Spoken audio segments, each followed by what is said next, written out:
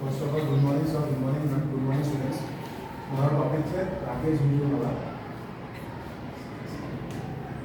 My name is Kalpesh Patel. हमारा topic है Rakesh Jhunjhunwala. First of all मैं राकेश झुंझुनवाला की स्टोरी के मैंने ब्रॉटअप કેવી રીતના થયું તો રાકેશ ઝુંઝુનવાલા આપણા બધાની જેમ એક લોઅર મિડલ ક્લાસ ફેમિલીથી બિલોંગ કરે। એમના પપ્પાનો જોબ ઇન્કમ ટેક્સ ઓફિસર હતા મુંબઈમાં। એમના પપ્પાને ઇન્વેસ્ટમેન્ટ અને એમાં બહુ ઇન્ટરેસ્ટ હતો। તો રાકેશ ઝુંઝુનવાલાને એમને સમજીને એમને પણ ક્યુરિયોસિટી વધી કે ઇન્વેસ્ટમેન્ટ શું છે, ઇન્વેસ્ટમેન્ટ માટે એમને જાણવું છે કે ઇન્વેસ્ટમેન્ટમાં શું શું થાય, કેવા ડ્રોબેક્સ આવે, બધું જાણવું છે। તો એ એમના પપ્પાને પૂછે છે કે ઇન્વેસ્ટમેન્ટ શું છે। એમના પપ્પાને એક્સપ્લેન કરે છે કે ઇન્વેસ્ટમેન્ટ શું આવે। તો થોડા દિવસ રહીને રાકેશ ઝુંઝુનવાલા સર કહે એમના પપ્પાને કે મારે ઇન્વેસ્ટમેન્ટમાં આગળ વધવું છે। તો એમના પપ્પા પહેલાં એમને કહે કે તું કોઈ પહેલાં ડિગ્રી મેળવી લે, પછી તું ઇન્વેસ્ટમેન્ટમાં જા, પૈસા જે છે તારા જ છે બધા। પછી એમણે શિલ્લોંગ કોલેજ મુંબઈમાંથી સીએની ડિગ્રી મેળવે છે। તે પછી તે એમના પપ્પાને કહે છે કે હવે મારે ઇન્વેસ્ટમેન્ટમાં આગળ જવું છે। એમના પપ્પા એમની સામે કન્ડિશન મૂકે કે તારે પૈસા લેવાના, કોઈ ના નથી, મારી પાસે નહીં લેવાના, નહીં મારા ફ્રેન્ડ પાસે લેવાના, જે લેશે તું તારા જાતની મહેનતથી લેશે ને પછી ઇન્વેસ્ટ કરશે। તો એ વિચાર કરતા હતા કે હવે મારે શું કરવું। તો ત્યારે તેમના મોટા ભાઈ રાકેશ ઝુંઝુનવાલાના મોટા ભાઈ બી સીએ હતા। કે રાકેશ ઝુંઝુનવાલા ત્યાં જાય છે અને જે એમના કલીગ્સ છે, એમના મોટા ભાઈના જે કલીગ્સ છે તે આવે છે।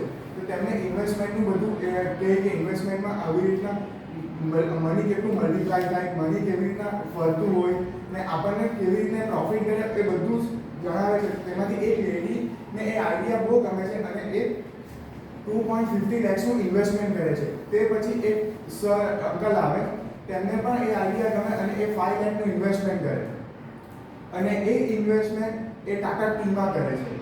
ત્યારે ટાટા ટીની એના શેર્સની એટલી વેલ્યુ નહીં હતી, પણ થોડાક જ ટાઈમમાં એમને જે ઇન્વેસ્ટ કર્યું 3 ટાઈમ્સ મળે છે। અને તે બધા જે ઇન્વેસ્ટમેન્ટ જે કરેલો હતો અંકલ અને આંટીએ તેમને આપી દે અને એમના પાસે પણ એટલા ફંડ્સ બચે છે કે જેનાથી એ પોતાનું ઇન્વેસ્ટમેન્ટ આગળ વધારી શકે। તો હવે આપણે જોઈએ કે એમની પોર્ટફોલિયો મતલબ એમનું બેઝિક પોર્ટફોલિયો છે કે એ બધું શું છે તે આપણે જોઈએ। હવે એમનું બોર્ન થયેલું 5th જુલાઈ 1960માં। એ પ્રોફેશનલી ઇન્વેસ્ટર અને ટ્રેડર છે।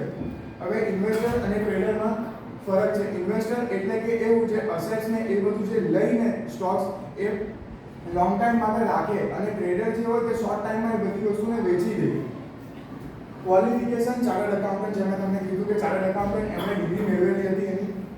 સોર્સ ઓફ વેલ્થ ઇન્વેસ્ટમેન્ટમાંથી એમણે આટલી 5000 રૂપીસથી એમણે શરૂઆત કરેલી હતી અને આજે એમની પ્રોપર્ટી મહિને કરીને 4.8 થી 4.9 બિલિયન ડોલર્સની છે। Education bachelor degree single college Bombay university. On portfolio as a partner rare enterprise. હવે આ રેર એન્ટરપ્રાઇઝ છે ને એ બે નામથી મળેલું છે। બે નામ કોના? તો એક તો રાકેશ ઝુંઝુનવાલા પોતે જ, અને આ છે RE, એનો મતલબ થાય રેખા ઝુંઝુનવાલા, જે એમના વાઇફ છે। એ એમના બંનેના નામ પરથી આ બંને રેર એન્ટરપ્રાઇઝ રાખવામાં આવેલું છે।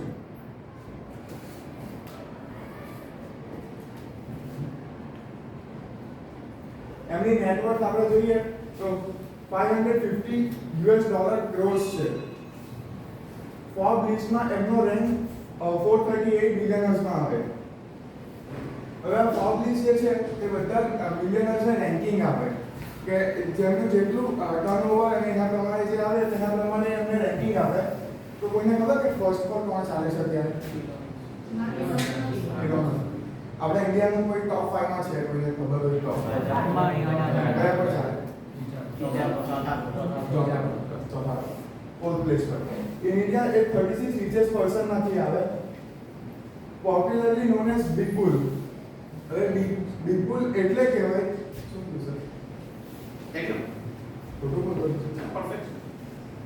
બિગ બુલ એટલે કહેવાય કે એમણે જે ઇન્વેસ્ટમેન્ટ કરેલા ને એ લોંગ ટાઈમ માટે પણ હતા અને શોર્ટ ટાઈમ માટે પણ હતા, પણ જેટલું એમણે એમની સૂઝબૂછથી પ્રોફિટ મેળવે એ બુલિશ થઈ ગયું. બુલિશ એટલે કે સેલ્ફ કન્ઝમ્પશન અને એના ઉપર એનું સેલ્ફ કન્ઝમ્પશન પર એનું પ્રોફિટ વધારે હતું.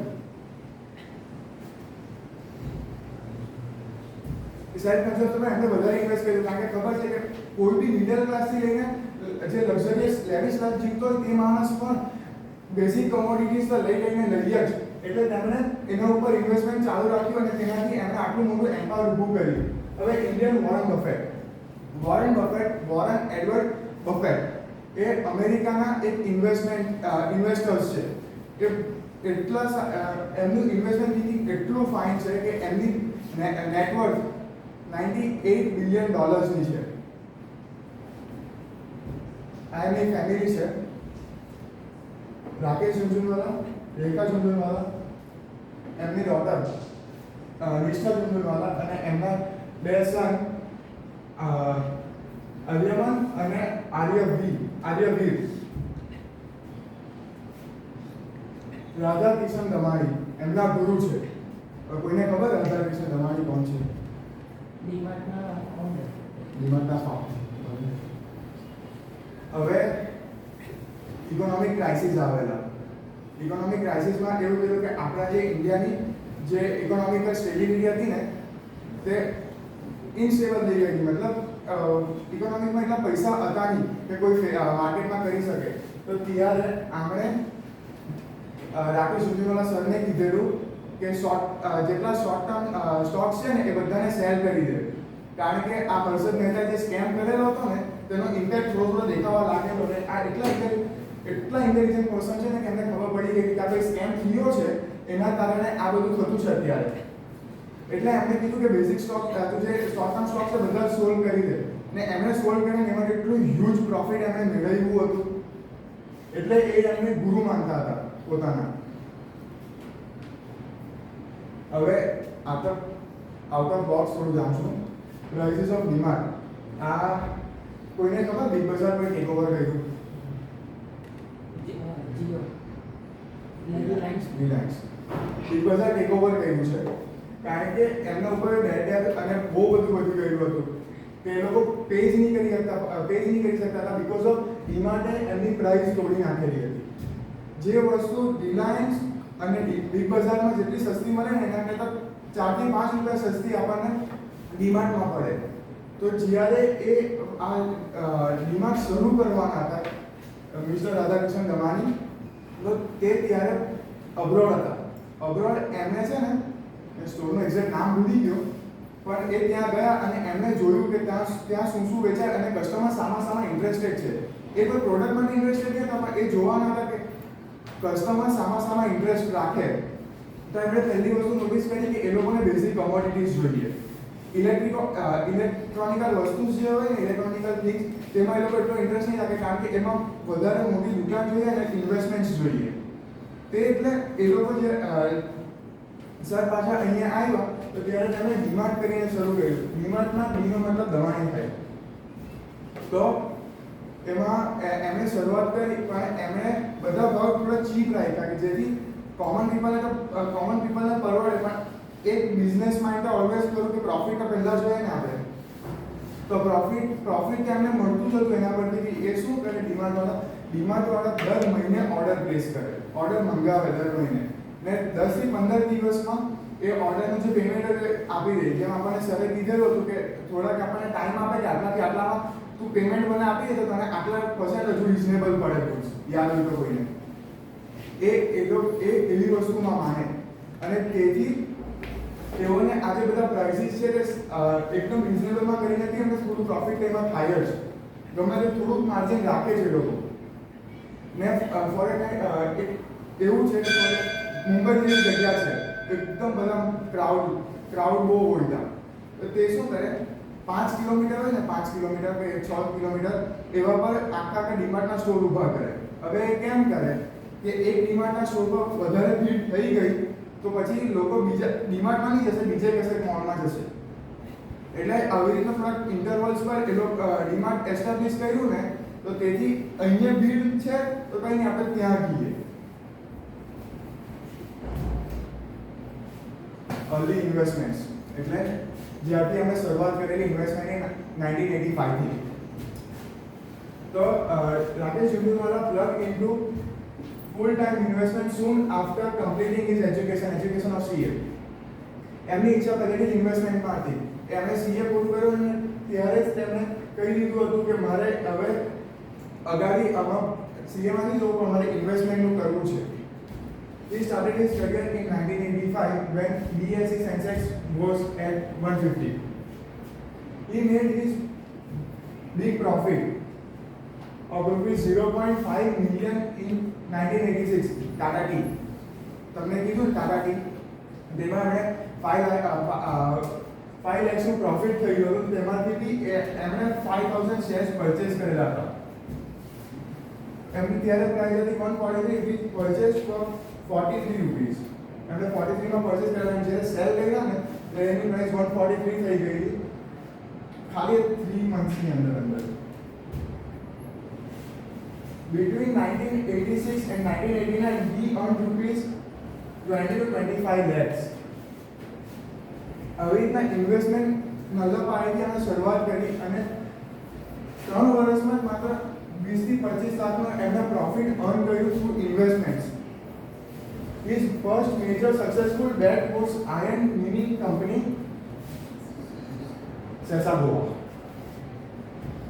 સેસાગોવાનું જે અત્યારે જે નામ છે તે વતનદાર લિમિટેડ થઈ ગયું છે કારણ કે ત્યારે જે આયર્ન ઓરનું જે માઇનિંગ થતું હતું તેમાં બધા એટલે ઇન્ટરેસ્ટેડ નહીં હતા અને બેંકરપ્ટ જેવી થઈ ગયેલી company.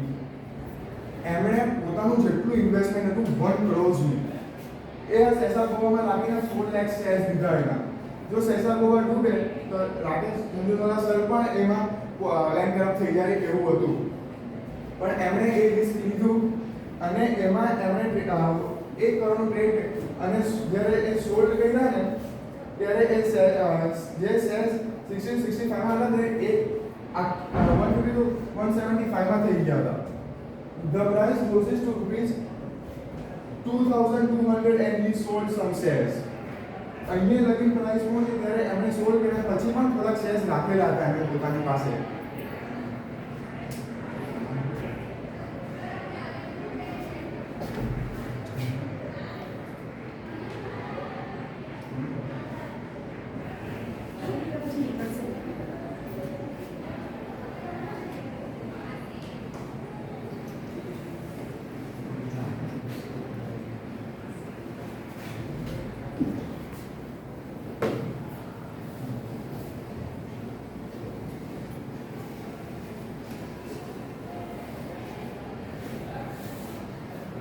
Different role chairman and boards of director. કોઈને ખબર chairman and boards of director માં ડિફરન્સ શું હોય? કોઈ કઈ ટૂંકા મારો Group of directors. Group of directors. Board of directors પણ chairman and boards of directors માં શું હોય? કોઈ chairman એટલે એ પર્સન જે બોર્ડ ઓફ ડાયરેક્ટરને હેડ કરતો હોય. હવે એપટેક લિમિટેડ છે તેમના એ ચેરમેન છે. હવે એપટેક જે લિમિટેડ છે તે શું કામ કરે? વોકેશનલ ટ્રેનિંગ પ્રોવાઈડ કરે. એ વોકેશનલ ટ્રેનિંગ પ્રોવાઈડ કરે એના ચેરમેન છે. પછી Hungama digital media entertainment private limited word યાદ આવે શું? સોંગ્સ બરાબર તેના પણ એ ચેરમેન છે. Prime focus limited company. આ પ્રાઇમ ફોકસ જે લિમિટેડ કંપની છે ને તે લાર્જેસ્ટ મીડિયા કંપની છે અને એના જે મોસ્ટ પ્રોમિનન્ટ શેર છે ને તે ફ્રેન્ચ મલ્ટીનેશનલ બેંક પાસે છે. મલ્ટીનેશનલ બેંક પાસે છે. આના પછી જીઓજી બીએનબી પરિવાસ ફાઇનાન્શિયલ સર્વિસ લિમિટેડ. તો આ એક ફાર્માસ્યુટિકલ કંપની છે. આ ફાર્માસ્યુટિકલ કંપની તેમના એક બોર્ડ ઓફ ડિરેક્ટર્સમાંના એક છે. પછી બિલકેર. હવે બિલકેર એટલે કેમ કેર પરથી કંઈક લાગે કે કંઈક આવે કેર પરથી કેર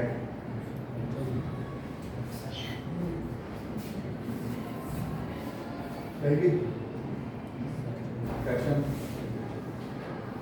નહીં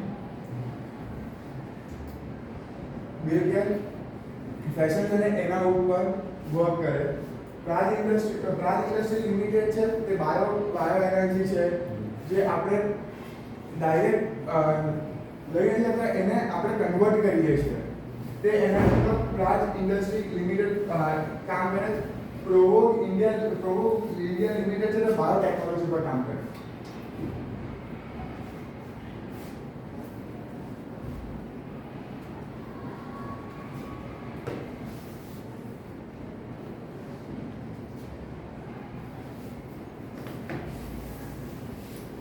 કોન્કોર્ડ બાયોટેક લિમિટેડ સેમ છે.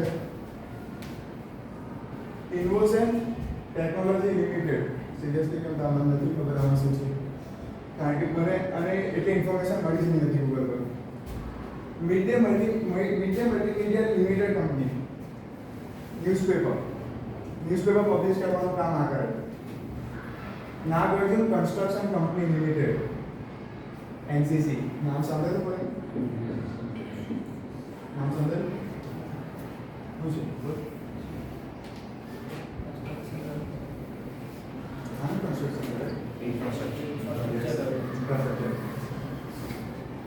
Viceroy hotels limited. આ બેઝિકલી 3 સ્ટાર હોટલ છે જેમાં 150 જેટલા રૂમ્સ છે. ટોપ સિક્યુરિટી લિમિટેડ એ વર્ક કરે સિક્યુરિટીઝ ને એના ઉપર, બરાબર.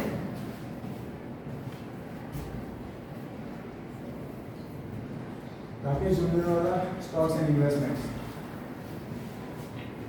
Rakesh Jhunjhunwala hold 3,53,10,395 shares of Titan. એની કાલે જે ક્લોઝિંગ સ્ટોક વેલ્યુ હતી ને તે આ છે. કાલની વાત કરું છું. કાલે ક્લોઝિંગ સ્ટોક વેલ્યુ હતી તે આ છે, બરાબર. આ એના શેર છે અહીંયા મિસપ્રિન્ટ થયો છે ને 3.98% સ્ટેક્સ એ હોલ્ડ કરે છે કંપનીના. હવે એ તો હોલ્ડ કરે જ છે, સાથે એમના વાઇફ રેખા ઝુંઝુનવાલા મેડમ એ પણ હોલ્ડ કરે છે 95,40,575 or 1.7% of share in Titan. He hold 8,28,82,958 equity shares or 14.39% in Star Health and Allied Insurance Company, જેની કાલે ક્લોઝિંગ વેલ્યુ હતી 678 rupees. And he holds another 1,78,70,977 equity shares or 3.10% in name of Rekha Jhunjhunwala.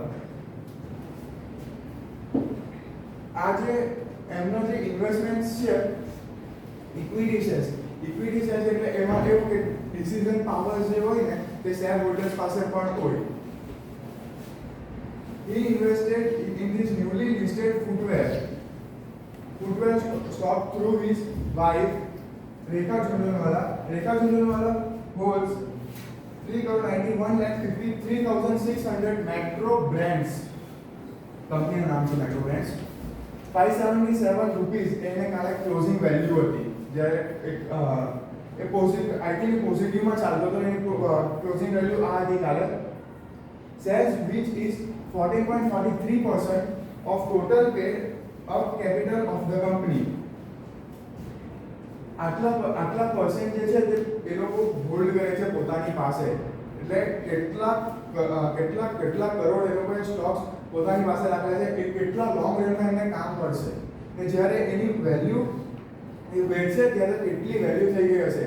અને રાકેશ ઝુંઝુનવાલા સરે એક વાત કીધેલી હતી કે 20 વર્ષ પછી આપણા ઇન્ડિયામાં બુલ રન આવશે. બુલ રન 1987 માં આવેલું વોલ સ્ટ્રીટમાં, જેનાથી જે શેર્સ હોય ને એની પ્રાઇસ ઓલવેઝ ઇન્ક્રીઝ થતી જાય.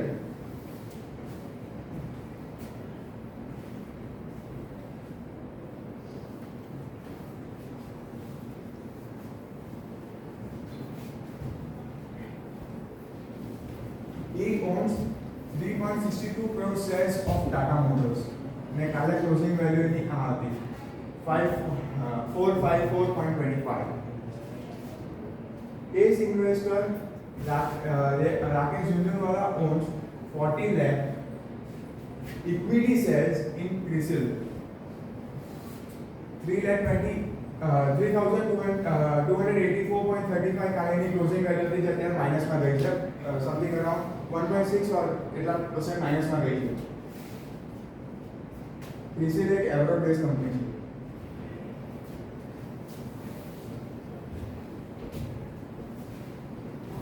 Investment philosophy.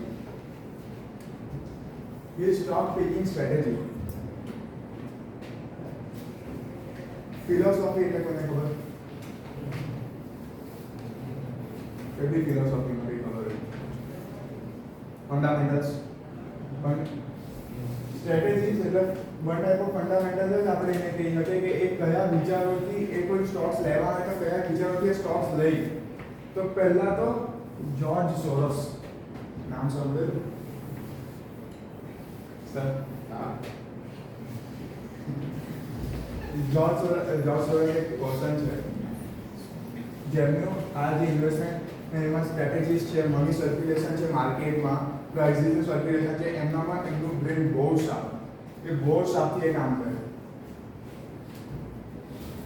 Mark Faber's analysis of economics history. Mark Faber's બી એક પર્સન જ છે. એ પણ એ આવી સ્ટ્રેટેજી યુઝ કરે કે જેમાં એમને લોંગ રનમાં એમાં પ્રોફિટ થાય, ના કે શોર્ટ. અત્યારે ફોર એક્ઝામ્પલ એમના પાસે એટલી તો વેલ્થ છે કે શોર્ટ ટર્મમાં એ પોતાનું જે બી કરવું હોય તે કરી શકે. મતલબ ફોર એક્ઝામ્પલ પાછું લોકડાઉન બી આવે તો પણ એ બેર તો કરી શકે ને લોકડાઉનમાં. એમણે લોકડાઉનમાં કેટલા પૈસા કમાઈ લીધું ઇન્વેસ્ટમેન્ટ્સ, બધાને જ ખબર છે એ વસ્તુ. તો લોંગ રન માટે ઇન્વેસ્ટમેન્ટ કરવા કહે છે સ્ટ્રેટેજીસનું. ઈ એન્ડોર્સ એટલે સર્વિકા. The rule, the trend is your friend. A trend is your friend છે ને તે વન ટાઈપ ઓફ તમે સ્ટ્રેટેજી માંગી લો.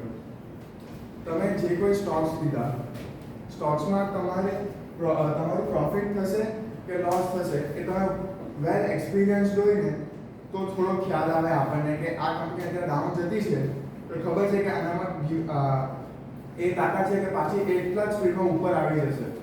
તો પણ અમુક વખત આ ધ ટ્રેન્ડ ઇઝ યોર ફ્રેન્ડમાં એ કેટેગરી વાપરીને કે એ ફિલોસોફી વાપરીને કે એ મેથડ વાપરીને અમુક જે બિઝનેસમેન હોય ને તે પણ આમાં ફસાઈ ગયા હતા કે એમને એમ હતું કે ઇન્વેસ્ટમેન્ટ જે અમે કરતા હતા તો લોંગ રનમાં શોર્ટ ટર્મમાં બંનેમાં બહુ કામ પડશે કે શોર્ટ ટર્મમાં બાય ચાન્સ અમે થોડાક પણ સ્ટોક્સ શેર્સ વેચી દઈએ ને તો એટલો કંઈ ફરક આવશે નહીં વધારે. પણ એ જ્યારે કંપની એકદમ જ ડૂબી ગઈ ને ત્યારે એ જેટલાનું ઇન્વેસ્ટમેન્ટ હતું, સમથિંગ અબાઉટ મિલિયન્સ ઓફ ડોલર્સનું ઇન્વેસ્ટમેન્ટ હતું, એ બધું એમનું એમાં ડૂબી ગયો ને બેંક તરફ થઈ ગયા. His investment philosophy says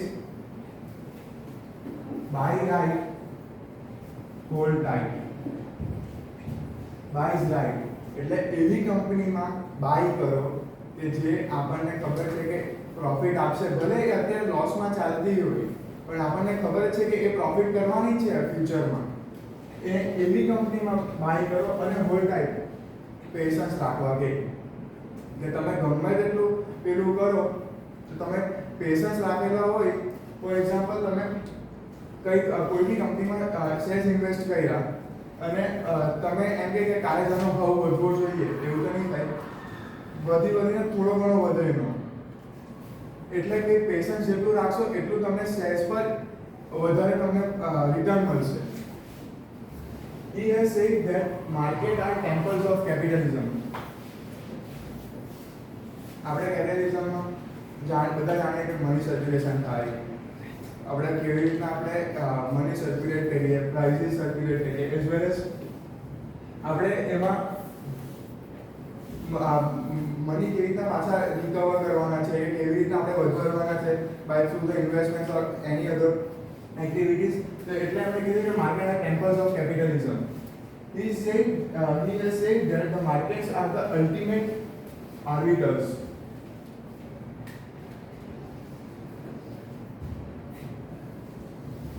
કે માર્કેટમાં જે કંઈ બી આપણા પૈસા લાગેલા છે કે જે કંઈ બી છે ને એ છેલ્લે આપણી પાસે મળશે, પણ થોડો એમાં પેશન્સ રાખવું પડશે. પણ પેશન્સ રાખીને પણ આપણે એમાં કઈ કંપનીમાં ઇન્વેસ્ટ કરે છે ને એ મોટો મેટરની વાત છે એમાં. કે કોઈ સારી કંપનીમાં ઇન્વેસ્ટ કરેલા ઓકે, પણ ખરાબ કંપનીમાં કરેલા તો આપણને પહેલેથી ખબર પડી જાય કે અહીંયા મારા પૈસા ડૂબવાના છે, એટલે આપણે તે કંપનીમાં કોઈ દિવસ ઇન્વેસ્ટ કરતા જ નથી. He claims to base his trader in part of his business model company, its growth potential and its potential of longevity. હવે આ કેટેગરીમાં સર એવું કહેવા માંગે છે કે ઇટ ગ્રોથ કેમ કરે, એટલે ફોર એક્ઝામ્પલ અત્યારે કોઈ કંપની સ્ટાર્ટ થઈ, આપણે ધીરે એને થોડો વાર લાગે પીપલ્સમાં એની આઈડેન્ટિટી પ્રૂવ કરતા, બરાબર. એ આઈડેન્ટિટી પ્રૂવ કરી બધા થોડું જાણવા લાગ્યા. આપણને એટલું ખબર પડ્યું કે ફોર એક્ઝામ્પલ એને 5 થી 6 મહિનામાં પોતાનું થોડું નામ બનાવી દીધું, તો આપણને એટલી ખબર પડી કે 5 થી 6 મહિનામાં આને નામ બનાવ્યું છે તો આના શેર્સના જે પ્રાઇસીસ છે તે બધા વધવાના છે અગાડી. તો એ એમાં ગ્રોથ પોટેન્શિયલ પ્લસ એના જે મતલબ એનું જે એક ફોર એક્ઝામ્પલ ટાટા ટી છે, ટાટા ટી અને ટાટા મોટર્સ ને બધું અલગ અલગ છે, તેવી રીતના પણ એ લોકો અલગ અલગ ફિલ્ડમાં પોતાનું કામ કરે. તો એવી રીતના બી એમનું જે કોઈ ફોર એક્ઝામ્પલ આમાં એ કંપની એ છે અને કંપની બી છે, કંપની એમાં લોસ થયું તો કંપની બીમાં પ્રોફિટ થયું તો એ રિકવર કરી શકે એકબીજા થ્રુ, એટલે એ મેન્ટેન થઈ જાય. એટલે ગ્રોથ પોટેન્શિયલ એટલે કે ફાઇટ બેક કરવું. ઇટ પોટેન્શિયલ એટલે કે તમે ગમે તેટલા ખરાબ પરિસ્થિતિમાં કેમ નહીં હો, ખરાબ પરિસ્થિતિમાંથી તમે એકદમ સારી પરિસ્થિતિમાં આવી શકો. એન્ડ ઇટ્સ પોટેન્શિયલ ફોર લોંગેટિવિટી, એટલે એનું પોટેન્શિયલ જે છે વેલ પ્રોડક્ટ મેન્ટેન કરવાનું કહી દો કે કઈ બી કહી દો, એ કેટલા ટાઈમ લગી ચાલે ને એ મેટર કરે.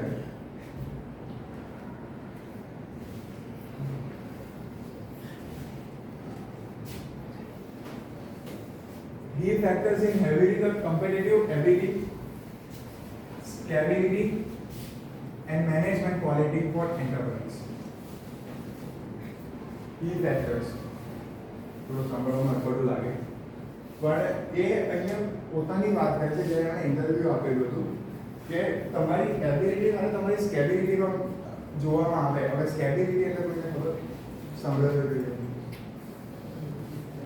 સ્કેબિલિટી એટલે increase in decrease of in કોસ્ટના આપણા પરફોર્મન્સ પર જે કોસ્ટનો ઇન્ક્રીઝ અને ડિક્રીઝ થાય ને તેને સ્કેબિલિટી કહેવાય. And the management of quality matters કરે બધાના માટે. ઇકોનોમિક્સમાં આપણે ભણ્યા છે કે ક્વોલિટી બધાના માટે મેટર્સ કરે, ભલે એના આપણે કેટલા પૈસા ખર્ચી દઈએ. The entrepreneur according to Jhunjhunwala makes an invaluable difference to his expected investment returns.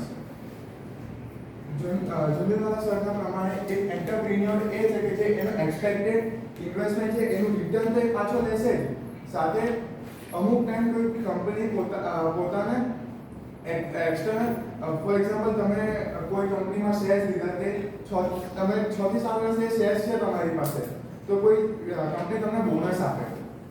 Bonus એટલે એ શેરના ડબલ થઈ જાય કે ફોર એક્ઝામ્પલ 18 ની જગ્યાએ 36 શેર્સ થઈ જાય કે એમાં થોડું ઇન્ક્રીમેન્ટ આપે તમને.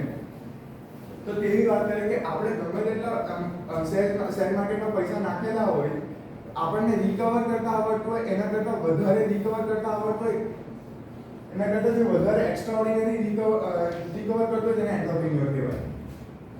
According to Jhunjhunwala, believing in the vision and belief of the entrepreneur and evaluating the risk that may not be perceived by the entrepreneur are taken key success. હવે Jhunjhunwala સર જ્યારે પોતે entrepreneur હોય એવો રિપોર્ટરે મતલબ સવાલ question પૂછેલો હતો, તો તેમણે એવું કીધેલું હતું કે મારા બિલીફ પ્રમાણે જે કોઈ એન્ટરપ્રેન્યોર બિઝનેસમેન ઇવેલ્યુએટ કરતો હોય કે આ ધંધામાં આ રિસ્ક છે, તો તો બી આ એ રિસ્કમાંથી પણ એ પોતાની સક્સેસથી ઊભી કરે તો તે સાચો એન્ટરપ્રેન્યોર છે.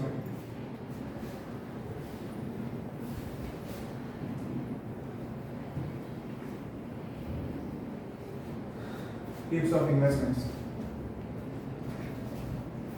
Don't look for profit. Look for source of profit. આપણે સરને સમજાવ્યા છે કે સર કે આપણે પ્રોફિટ કેટલું કમાય તે મેટર નહીં કરે, આપણા પાસે કેટલી સોર્સ છે ઇન્કમના તે મેટર કરે. હવે સોર્સ એટલે તમને જે રેગ્યુલર ઇન્ટરવલ પર જે પ્રોફિટ મળે ને શેર્સથી મળે, કે ફોર એક્ઝામ્પલ આપણે સવારે કોઈ બીજી જોબ કરીએ, રાતના પાર્ટ ટાઈમ જોબ કરીએ, તો એ બે સોર્સ ઓફ ઇન્કમ થઈ ગયા. જેમ બરાબર, તો તેવી રીતના આપણા પાસે સોર્સ ઓફ ઇન્કમ કેટલા છે ને તેના પ્રમાણે આપણું પ્રોફિટ મેઝર થાય. નાથી એક જ સોર્સ ઓફ ઇન્કમ હોય એનાથી આપણું પ્રોફિટ મેઝર થાય. Forget about large caps, small caps, nonsense. Look for scalability of operation. Large cap, small cap મતલબ ત્રણ આવે: લાર્જ કેપ, સ્મોલ કેપ અને મિડ કેપ. એટલે તમે જે સ્ટોક્સ અને શેર છે તો તમે કેટલી વાર માટે રાખવા માંગો છો, લોંગ રન માટે રાખવા માંગો છો, શોર્ટ ટર્મ માટે રાખવા માંગો છો, કે જેમ આપણને સરે કીધેલું કે એટલી બધી બી લાલચ નહીં કરવાની કે જ્યારે કંપની એકદમ જ ઘટામાં આવી જાય ત્યારે આપણે સ્ટોક શેર જોઈને સોલ્ડ કરવા પડે. એટલે જ્યારે એ મિડ કેપમાં હોય ને ત્યારે એની value large cap, mid cap and a small cap, they are always based on the capitalization of the shares of the company.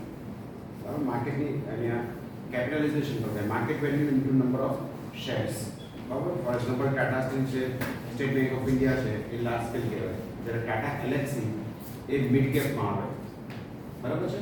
જ્યારે small cap કંપનીઓ જે છે તમારી એમાં નાગાર્જુન કન્સ્ટ્રક્શન કંપની છે, એ સ્મોલ cap માં આવી છે.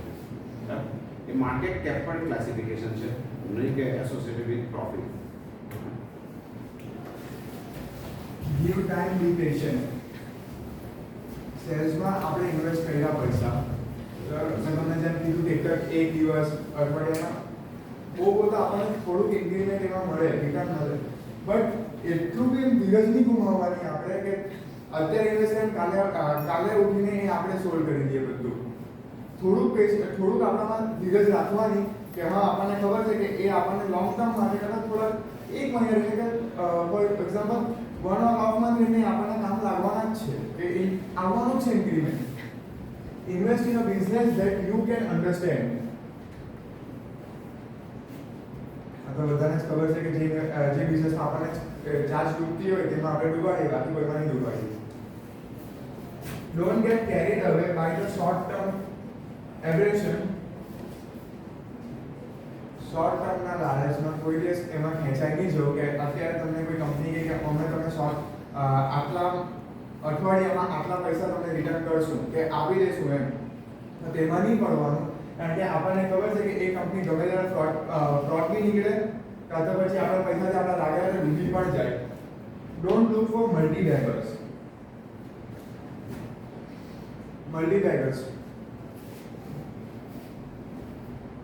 મારુતિ ઉદ્યોગ લિમિટેડને લેવાની જરૂર નથી. બરાબર. એન્સિલરીઝ બનાવતી કંપનીઓ છે, સુબ્રોઝ, એને બાય કરો. બરાબર છે. ટાયર મેન્યુફેક્ચરિંગ કંપની છે, સીએ, જેકા ટાયર, બરાબર, એ લોકોને બાય કરો. મારુતિનો શેર તો બહુ મોટો, 8,000 રૂપિયા. એટલે મલ્ટીબેગરની પાછળ કરોડો રૂપિયાની ઇન્વેસ્ટમેન્ટ કરવાની જરૂર, લાખો રૂપિયાની ઇન્વેસ્ટમેન્ટ કરવાની જરૂર નથી. એટલા લાખ રૂપિયામાં તો તમે ઘણા બધા અલગ અલગ શેર બાય કરી શકો. Don't buy stocks which have fixed return. A word તો સાંભળેલો છે, fixed return. ક્યાં સાંભળેલો? FD માં. એવા સ્ટોક્સમાં ઇન્વેસ્ટ નહીં કરો કે જ્યાં તમને એક ફિક્સ્ડ રિટર્ન. ખબર આપણે બધા ઘરમાં કહેતા હોય કે આ અકાઉન્ટ મેચ્યોર થઈ ગયું એટલે હવે આપણે પૈસા ઉપાડવા છે, મેચ્યોરિટી. એટલે જ્યાં લગી એ મેચ્યોર નહીં થાય ત્યાં લગી આપણને એના ઉપર રિટર્ન નહીં મળે. તો એવા અકાઉન્ટમાં આપણે ઇન્વેસ્ટ નહીં કરવું.